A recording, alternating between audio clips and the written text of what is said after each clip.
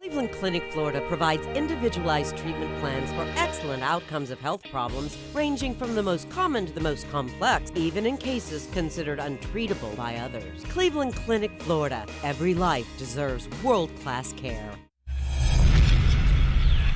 Hi, welcome to the KVJ ATS Podcast. Kevin's eyes look insane, but he's got new hair. Virginia is a witch and she farts in her chair. Jason is a spaz who's got an old man's ass. Welcome to the After the Show Podcast. Well, welcome to Tuesday. How y'all doing? Welcome to the After the Show Podcast. Yeah. It's good to be here. Got some fascinating things that we're going to be dropping on you today. Thank you for all the submissions for Jaybirds' new car. A lot of people got a lot of suggestions on what you should be driving that fits you. So I thank hear you for you. those. I just don't want people to get too excited. If Klepto can fix my truck at an affordable rate, I'm going to stick with that for a while because, you know. Let's break it more. I don't think you have to worry about that. Do you have any idea what is wrong with it?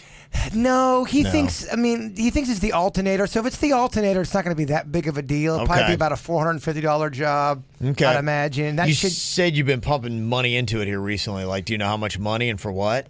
I don't know for what.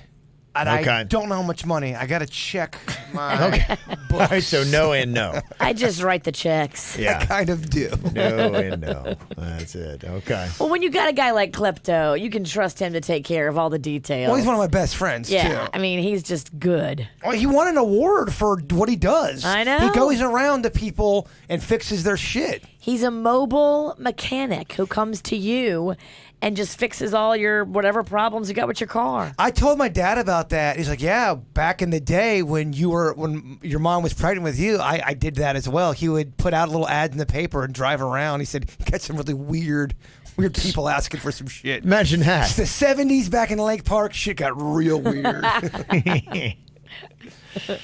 Okay, some interesting things. I thought this was kind of cool for an idea.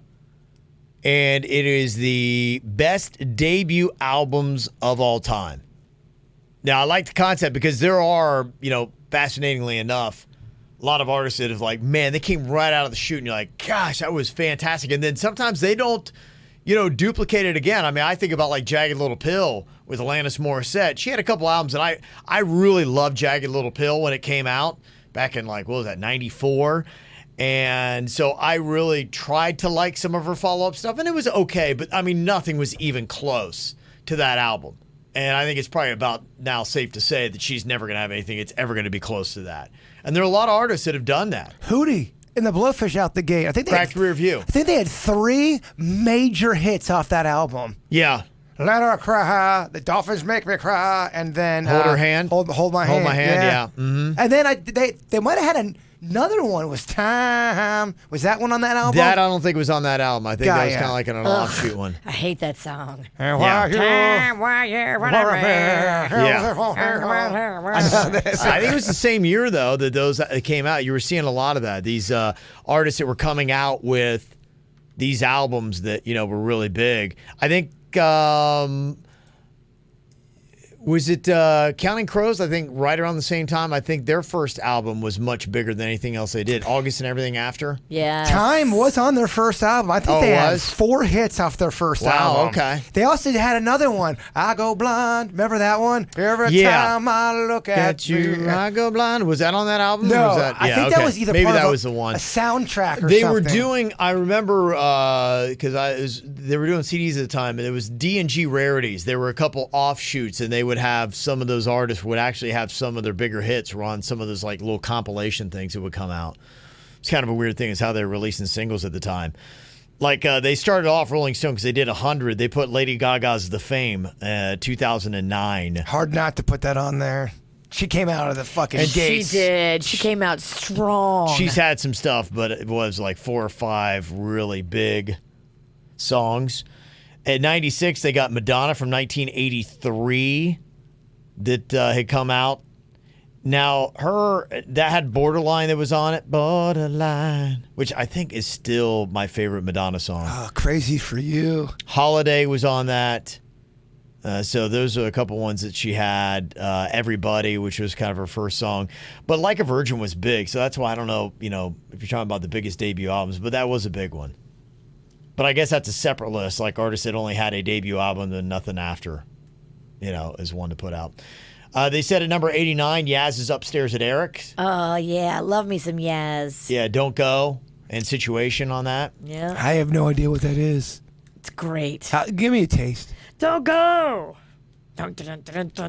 Yeah, you probably wouldn't like it. Please go. It's Europe-y sounding. Yeah. Do they sing like this and everyone's British? It's got a Depeche Mode kind of feel. It does. Yeah. How come everybody sounds...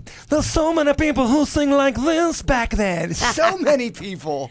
It was a look. It was a It was sound. a sound in the 80s. Yeah, it was. They called it New Wave. Yeah. Was what it was. There was even an offshoot of alternative, which was like, okay, is this alternative? Yeah, there was that. You were playing it one time, and I off of your laptop. I'm sorry, but I am just thinking of the right ones to say. Yeah, that was When in Rome. Yeah, that is Promise. The Promise. such a Yeah. jam. That's a good song. Yeah, Like, that everyone was- sounded like that. Yeah, that was kind of Bronski beat. And Did things you like that that one? I thought I do. got it from you. Yeah, I like that song. Yeah. Number 85, best debut album, Rage Against the Machine from '92. Killing in the Name Of was the big one that everybody's like, oh, you got to listen to these guys. They're so great. Whitney Houston, her debut album in '85 made the list of the best debut albums ever. My sister wore that shit out, and from front to back, I don't think there was a shitty song on that album. Everybody's sister wore that out. It was It such. was so popular. They had a duet on "I Wanna Hold You and Touch You." Do you remember that one? Oh, it's such a good one. Had How Will I Know, The Greatest Love of All, You Give Good Love. Yeah, Just something they're like, who is this Whitney Houston? Whitney's got. I mean, talk about some cuts. She's got a lot of fucking hits, man, that are awesome. Yeah, no, she's had some good stuff. You ever hear the song "Miracle" by her? It's about No. abortion, and it's It's a little pick-me-up. They used to play it on Sunny 104 all the time. Well, Yeah. it's about the topic of abortion and pro-choice and all that, and it's called "Miracle." I didn't know what it was about at first until I was like really listening to the words, but it was such a good song. That's Whitney? Yeah, Whitney, "Miracle." I never even heard of that one. Wow, I thought you guys were in radio. Yeah, listen to that pussy music. Number 77, Drake's Thank Me Later. That was his debut album in 2010. It come out. Wow, he's only been on it for 9 years, huh? I I know. don't know why it feels like it's longer with him. Because he's so big. Plus Degrassi. I mean, Okay, maybe. They got the Go-Go's, Beauty and the Beat from number 75 on their list from 1981. fucking great album. Great. I think they have 3 hits off of that album. We got the Beat, Our Lips Are Sealed. Vacation on there? That one I don't know. It doesn't look like they're listing that one. That might have been their follow-up. Oh, gosh, I love that one song. The one you just said, "Lips Are Sealed." They got Nora Jones, Come Away With Me at number 73 from 2002. And that's Sleepy, and I only say that because she's really gorgeous. She's a good Have looking. you ever woman. seen Nora Jones? Oh, my gosh, come goodness. And her voice is just very like, Oh, she were in a room just like candlelight and singing to. Oh my goodness. She's got a lot of good songs that a lot of people don't know about. Yeah, she makes my chill playlist. Oh. Very chill and nice. Yes. John Mayer's first album. Yeah. Oh, that Room is a for good one. Squares. I'll see if that one's up on this list. It should. yeah, that's a good Definitely one. should be. They got Led Zeppelin's debut album at number 72 from 1969. My wife was looking. There was something that was posted up on social media. She's like, they had their own plane. I'm like, oh, yeah. They had their own plane. Like, they had a really solid 10 or 11-year run that was just would have been so much fun. Well, they're to be, legends. Yeah, to be in Led Zeppelin and do what they were doing and party in the way they were doing. People are saying Billy Joel's first album. Not so much. I love it. It's a beautiful album. It's not his best album. What's it called? Cold Spring Harbor, and the people who recorded at the wrong speed. So when it was released, he has all of his friends and family hanging around to hear it, and he sounded like a chipmunk. So they had to go back and remaster it. And, yeah, but his next album was Piano Man, which spawned the hit Piano Man. Gotcha. Number 67, they put 50 Cent's debut album, Get Rich or Die Trying, from 2003 on there that he had. He had, remember, In the Club? Yes, bottle full of bub. Yeah, that was, hey, shorty, it's your birthday. That was a big one, no doubt. No doubt. I wonder if they're Tragic Kingdom. They've got Cyndi Lauper, She's So Unusual at 63. Girls Just Want to Have Fun, Time After Time. That was a great album when you think about it. You like that song, Time After Time? I do. And Cyndi Lauper is such an underrated songwriter. She's helped a lot of people craft songs, but a lot of people don't know about that. Mm-hmm. For a good while, she was one of the it people in music as far as songwriting goes. Number 58, they've got 9 Inch Nails' Pretty Hate Machine from 1989. That had Like a Hole, didn't it? Yeah, Head Like a Hole, Terrible Lie. That was when I was in college, that was a big album everybody's listening to. I don't know if this is their album, their first album or not, but all three of us deeply love this album by Toad the Wet Sprocket. What's it called? Dulcina? Is that their first album? Dulciana? If it is, that's an amazing album. Yeah, that's a lot of good stuff on that. The front to back, that album's agree. amazing. That's weird how you guys it's such a random album. I love that album. Oddly enough, weird thing was they were really big in my college town. And yeah, their debut album, Fear, came out in 1991. And that was my freshman year in college. And I remember they were playing an underground club. And everybody's like, have you heard of this band, Toad the Wet Sprocket? And I'm like, no. And so I remember I was kind of looking down the stairwell, and I could kind of see them. It was just a low ceiling kind of like place, and they were on the stage, and I was listening to it, and they were so popular there. Like if you didn't know Toad the Wet Sprocket, like you had no idea what was going on. I was a freshman trying to fit in. And then they became big, and that was when I first started getting into radio. They had songs like Walk on the Ocean, All I Want was on that. They had a couple big songs. Something's Always Wrong. That's off that one album we love. That's not on their debut. That's but yeah, no, Something's Always Wrong. It's such a jam. And what sucks is that's on Dulcinea. There's Dulcinea. so many people have never heard their music before. It sucks. Yeah. They don't. They just came out with an album. When I say just, I think it was 2013. Really? Yeah, they just come out with an album. Mm-hmm. At number 57, Rolling Stone for the best debut albums, they've got MGMT, Oracular Spectacular. That is now one of you always hear those songs on alternative radio. They have songs like Kids on it and things like that. And then I remember the band, they're like it was so popular. This debut album had 3 really good songs on it. They're like, well, we're not going to get typecast into that sound. And so they came out for their second album with a brand new sound, completely different, and it was terrible. And now the band I don't even know if they're still together. Because sometimes, you know what, if you do a good debut album, stick with it. Keep going. Sometimes, everybody tries so hard to be something different. Is Oasis on there? I don't know. I don't have all the way. They might. Adele should be on there. Show up. Yeah, Adele. Yeah, hopefully they got him. Number 54, they got Metallica's Kill 'Em All from 1983. Metallica fans do like that one. They've got U2's Boy at number 52 on here that was out there. I Will Follow. They had a different sound back then. The Smiths, if you like the alternative stuff, is on there. Back to this kind of sound. Yeah. The Smiths, they are depressing as fuck. Doesn't Panda like them, Virginia? Yes, Panda loves them That because he guy- loves Morrissey. Morrissey's the one. I've got a broken heart, my heart is so broken. He is such a broken-hearted fuck. I think he's been battling all kinds of illness and Okay, stuff. all right. and Well, I feel guilty now. I think he's actually got real legit reason to be a broken-hearted fuck. Well, I'm talking about when he was younger. Well, now he can listen to the music he made when he should have been healthy and happy. All right. I feel guilty. Pearl Jam's 10, number 46 on their list of the best debut albums, and I'd think that would be higher, from 1991. Is that got Daughter, Don't Call Her? No, that was their second album. Go, I think, was the name of that. But this has Alive, Even Flow, Jeremy. And that, to me, Pearl Jam was one of those albums that changed the music scene. That, along with Nirvana's Nevermind, which has to be on this list somewhere. I mean, because it was all hair band stuff. And then those 2 albums came out, and then it went grunge. Sometimes, though, it's tricky. You think an artist has a debut album, and they already had an album that didn't do anything, that got nothing, and then their second album was the one everyone thinks is their debut. Yeah. Panda wants me to tell you Goo Goo Dolls, A Boy Named Goo. Yeah. Come on, Panda. No, the Goo Goo Dolls. In fact, I discovered them in college radio. They have a song that I loved before I even knew who they were, called "We Are the Normal," and it was a great song. Yeah, if you do like the Goo Goo Dolls, check that out. That was kind of the first song they ever started moving to college radio. That's one of those bands I should like, and I cannot stand their music. They got too overexposed. They started writing too much. They tried to become like an Poppy. adult. Yes. Yeah. But their earlier stuff, like the "We Are the Normal," is a little bit more on the alternative side. So they got Oasis, Definitely Maybe, at number 42 on that. We can't get no love for Bone Thugs and Harmony? Maybe.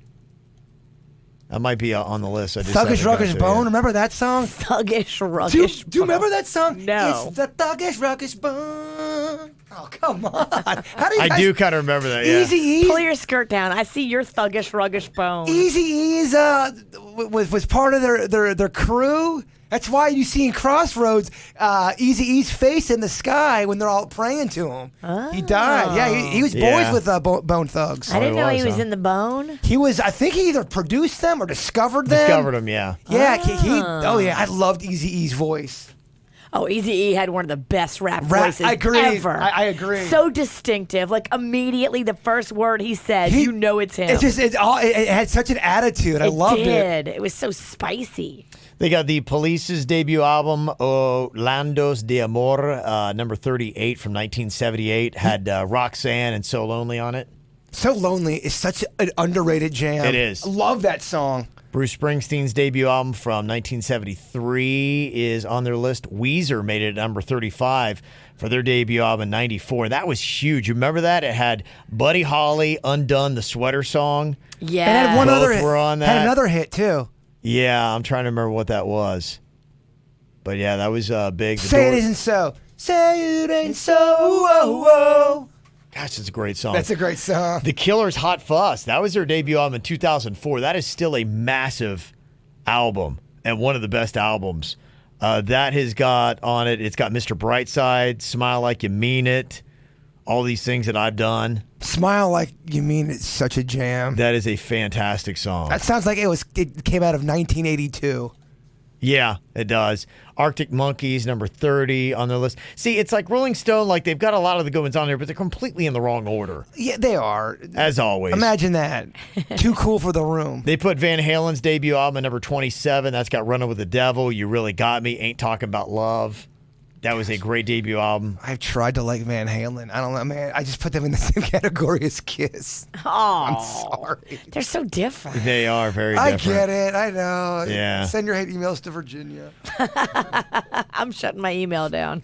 Run DMC's debut album from 1984 made the list for some of the best Sucka MCs, Rockbox, some of the stuff that's on there. Rockbox, such a jam. Yeah, you love that? Yes. They had some really good stuff. Beastie Boys, good call, Grant. Yeah, that should be in there. We'll see if we get to it. Number 24 is Vampire Weekend, their debut that was out there. Notorious B.I.G.'s Ready to Die in 1994, best debut album. Yeah, that was really good. Had Big Papa was on there. Juicy. I think it was, yeah. Absolutely. Violent Femmes is on at 22. Kanye West, The College Dropout, at number 19 for the best debut albums. I wore out Through the Wire. I loved that song by him. Yeah. That was before I just heard of Kanye, and I never would have known he would have gone to be the Kanye he is today. Thinking about that, thinking how back then, where he wound up. what that must have been like 2002. That album was out in 2004. College Dropout That must have been started. 2004. It was. Then they've got things like the Beatles, Please Please Me from 1963. Beatles' first album was not that good, and I am a Beatles fan. It's has I Saw Her Standing There. They did a lot of covers too. They made them do covers in the I first. think that was a cover, wasn't it? I Saw Her Standing There. Wasn't that a Kink song? Probably. The Cars from 1978. They probably get on there just because their lead singer passed away. You think they gave him a sympathy? No, it's good. My Best Friend's Girl, just what I needed, was on there. Best friend, go. Arcade Fire at number 15. Jay-Z on there at number 14. He did a song with Foxy Brown back in the day. I forget the name of it. That's when I first discovered Jay-Z. That was the first song when you knew Jay-Z. Yeah. Oh, what was that? It was. I'll be good. Yeah. He had like that really cool. I think it was called I'll Be Good. It is. Yeah. That was a jam. Yeah. They've got Miss Kendrick Lamar at number 86. You've got Reasonable Doubt, Jay-Z, 14. You got Straight Outta Compton made it number 6. You've got Appetite for Destruction, Guns N' Roses at 4, and License to Ill by the Beastie Boys. You said that. That's their number 1 debut album of all time from 1986. Yeah, they come on my iPod something when I have it on shuffle, and I usually keep it on. They're fun. It is. If you aren't moving and the Beastie Boys are on, you're the problem. And they had nonsensical lyrics too. They did, but it was always like made you think, oh yeah. Like, oh yeah, that doesn't mean fucking anything. Yeah. But it's awesome. Remember how dirty when I was a kid, I remembered how dirty their first tour was. They had a big inflatable penis, and they would put like shaving cream all over it, and they had girls up there in bikinis, and they're acting that is not fly in the Ralston household. Oh, yeah, my parents never knew, but I remember that was, because MTV had just started doing their MTV News, and I remember that being a report of like they were banning the concert in different places because it was, questionably R or X rated. Some of the stuff that the Beastie Boys were doing. So, yeah. It's fun. I like going through memory lane. I do. I love music. It is one of my favorite things. So, sorry about that little detour. I thought this was kind of crazy. I was, not too long ago, I was chilling. They had, and I'm not sure because, what is that spot on Clematis Street that it's a new bar every 4th week? It's right there beside Duffy's and in between Pawn Shop. Yes. I mean, it has been, since I've been in town, it's probably been 25 different places. And I can't even keep track, so I don't even know what it was. But at one point, I was in there probably in the last couple of years, and they had made it into one of those craft cocktail bars. Yes. They had like these dudes, the bartenders are wearing like goggles, and they got like these leather aprons on, and they're back there, and they're making all these drinks with ornate things coming out of them, and they're putting tablets in them, and the drinks are smoking and all this kind of stuff. I mean, really peacocking. Sounds expensive. Yeah, but that was kind of like what they were doing, and it was like an art form thing. I'm like, oh, that's kind of cool. I get that. And then there's this story that came out of Don Cesar's hotel there. It's on St. Pete Beach.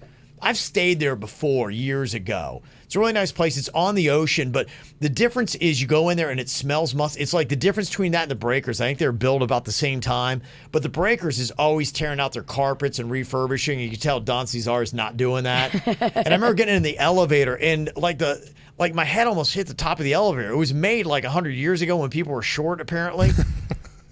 And we've gotten taller.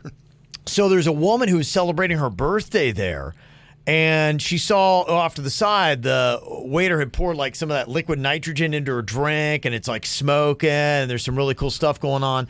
And I think he actually poured it onto a dish they had so it would start smoking. They do all these things with presentation now, Virginia. Yeah. And so her friend's like, oh my gosh, that's so cool, to the waiter. And the waiter's like, yeah. And he came over and did it to their water glasses. And then both the ladies started drinking from it, and immediately she goes and starts writhing. Oh my God. And they had to call the ambulance. They took her to ICU where she had to undergo surgery to have her gallbladder and parts of her stomach moved out and got burned by the liquid nitrogen.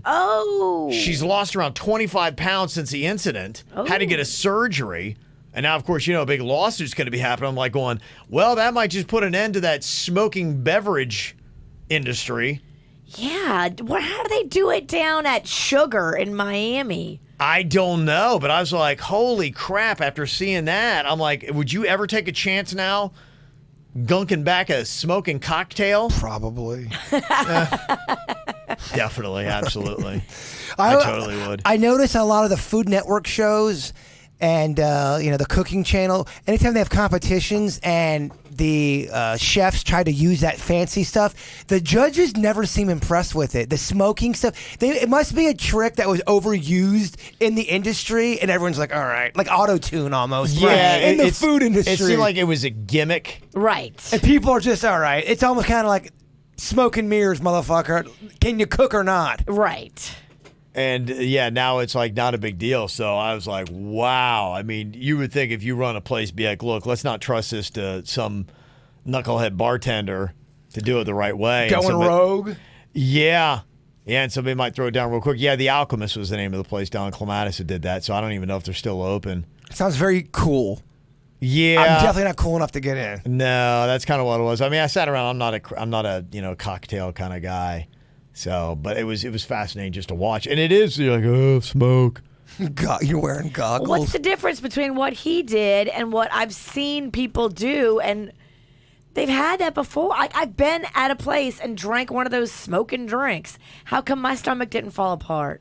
I don't know. And this is the first I've heard of it. Like, why? What was different about what happened with this chick than anybody else that's doing it? And this stuff is big. Yeah, Grant in the chat room saying, the new Dragon Breath ice cream nitrogen kiosk that's popping up, because it seems like it's a thing that is big that they're doing. Also, somebody saying, that the Alchemist is closed. I figured it was. Well, how do you know the guy that was doing it just did it completely wrong and put too much, maybe he's not legit enough to do it.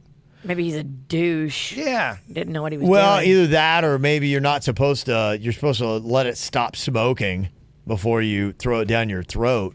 And, because I think it's smoking because it's so damn cold. So you throw that stuff into your body, and your body, it's like immediately, it's like frostbite on your insides. How bad does that suck? You're just chilling, having a good time, and in a matter of seconds, you're, the drink smoking. The fucking Well, how horrifying. Can you imagine if you just served her that and she's also going, and she's like this, and you're like, oh my God, what is going on? That's one of those want to get away. You just see the guy sprint out of the restaurant.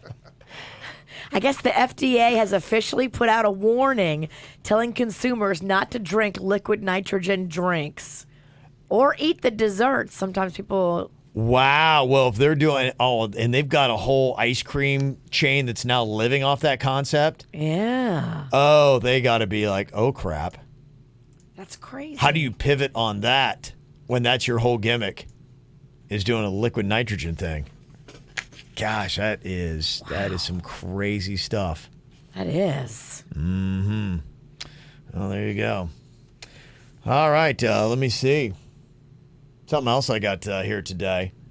If you've ever flying, or you're going to be flying like Jaybird. Right around the corner. Airplane etiquette. Some of these things I didn't really know. BuzzFeed apparently is telling you like what is a go and what's a no-go. Like, I sometimes wonder this, like reclining in your seat. Do you ever do it? Honestly, man, I try not to be a dick with all of I try to just go in my little corner and not fuck around with anybody. Get my drink, get my buzz on, and look out the window.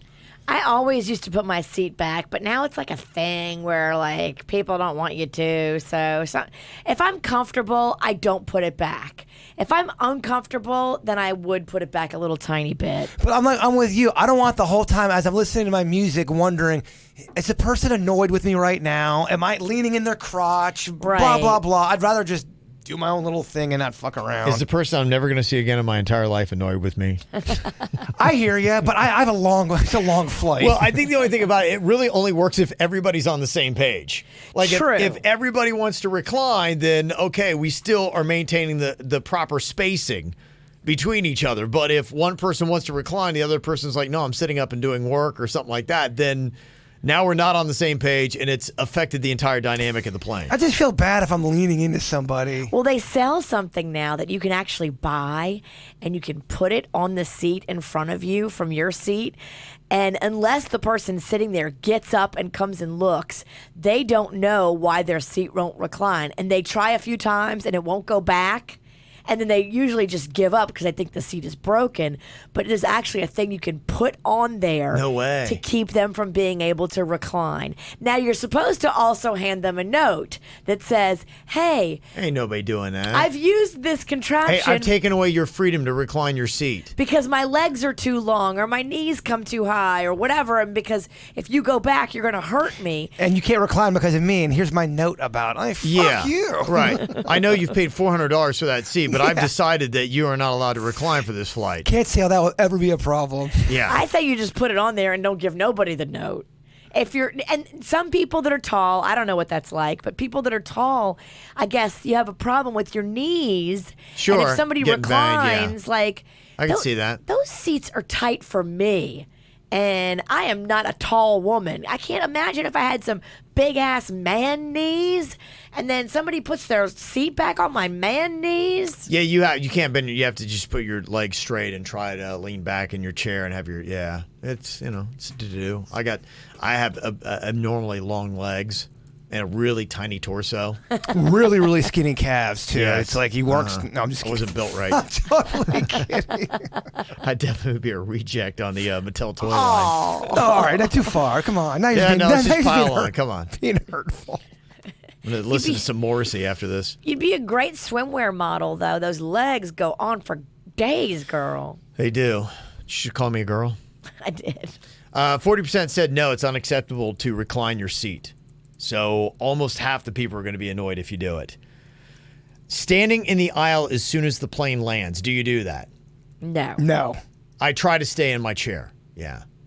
And it's kind of it's an interesting dance because part of me is when people start getting off the plane though, and somebody's still sitting down, and then they're like, oh, I'm going to get up and I'm going to get my bag. It's like, be prepared. When the line starts moving, to do it, you should be ready and right. So if you're the first person off, go ahead and stand in the aisle. Sure. I'm fine with that. And everybody else kind of stand up to get your bag and get it ready. I get my bag and then kind of cower back in my seat. Yep. And then as everybody starts moving, then I get up to make sure I don't hold anybody up. I'm looking for that first available hole I can get into and through. Well, that's what he said. I mean, not that kind of hole, Virginia. Get you, these She's so Sinickies. dirty. These Sinickies. They're all dirty, aren't Out they? of the gutter. Come on. 85% of people say it's not okay to stand in the aisle as soon as the plane lands. That Well, annoys 85% of the people on the plane. Because it's a lot not. of people that are on the aisle seat, though, they jump up and they immediately stand in the aisle. I am never sitting in the aisle seat. I don't like it. I hate it. I always take the window, so I don't have to worry about it. I'm stuck back in that hole anyway. Okay, is it okay to stand right next to the gate before your group gets called to board? So you're just up there kind of like standing, and they'll be like, okay, if you're whatever it is, it's service people and They children do like or military. women with children. Yeah, military. If you're traveling with a child, with but a stroller. But you're sitting all the way in the back, and you're kind of like up there, and they haven't even called first class yet. Should you be sitting your ass down, or is it okay to kind of like hover and wait for them to call your group? I don't know. I mean, people are antsy. They're nervous. I never like to tell people you can't do this, you can't do that. I think you can hover. You just can't cut anybody in line. But if you're like hovering by the line waiting to hear it, I do that sometimes because I'm so scared I'm going to miss some shit. a lot of older people do that. Like they're just so anxious to get on the plane, and they're just a ball of nerves. Like I just hang back. I don't care if I'm the last person on the plane. Yeah, I travel like an old person that's drinking. I'm a ball of nerves. I'm more scared and nervous and anxious in the airport getting ready. Once I'm in the plane flying, I don't have anxiety. It's a very bizarre thing. That is weird. When I'm up there, it doesn't even feel like I'm in the sky. It's odd. In fact, actually quite relaxed. Well, I think it's the taking off and especially the landing that is probably the most jarring for people. For me, it's the structure of the airport and getting up on the escalator and all that. It does. It makes me like an old person. It's usually 2-story. Yeah. It's usually elevators, escalators. And I'm worried about missing the flight, not going to the right desk, and oh man. 74% of people said it is not cool to stand right next to the gate before your group gets called to board. How many percent? 74%. So 3 out of 4 people you're annoying.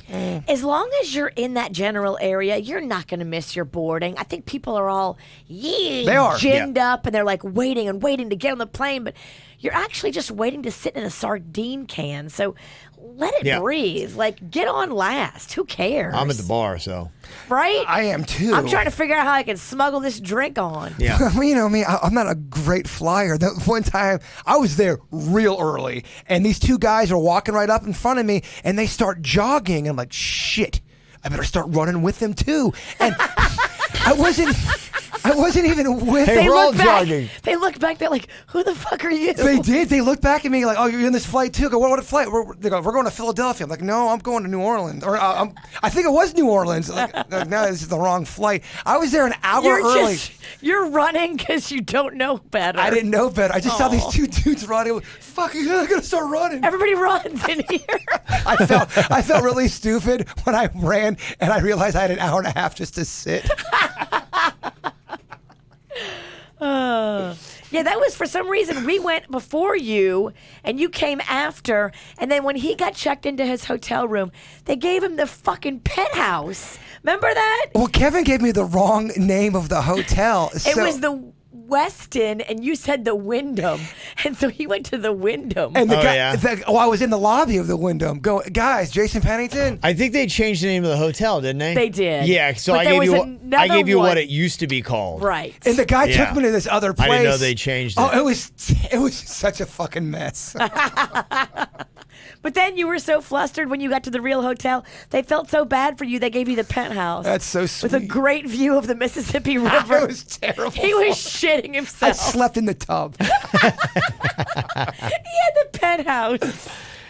When you're on a plane, is it bad etiquette to ask a stranger to switch seats so that you can sit with somebody? You got to be careful because a lot of times people have purchased that seat because they want to sit there for whatever that reason is. Either it's an aisle or it's a window. And, you know, if you bought your ticket last minute and you weren't able to get 2 seats together, I think parents and children should be deferred to. I would never want a parent and a child to be separated. I would always move for them.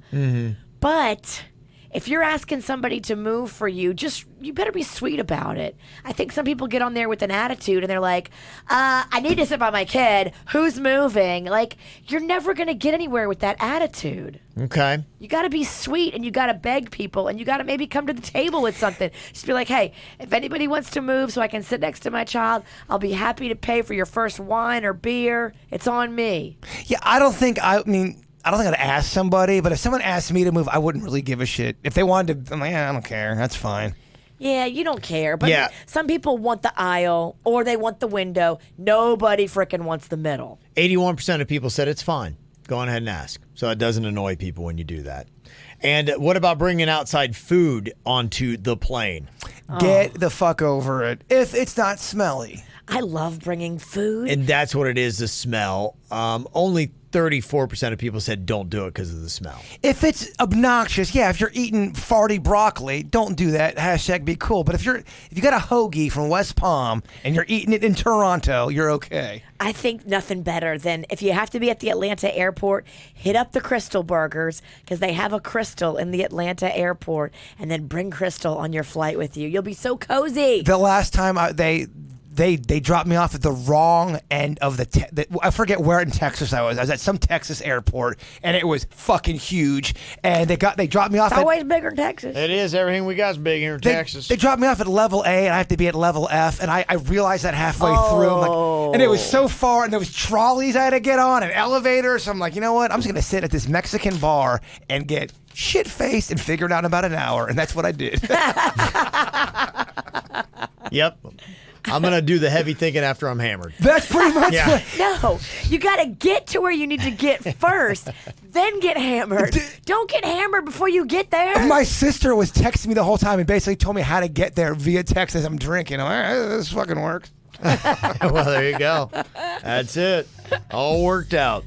All righty. Well, that's going to do it for us. Got anything else you want to throw into the mix? You can always send us those emails. mail@kvjshow.com. Have a great Tuesday.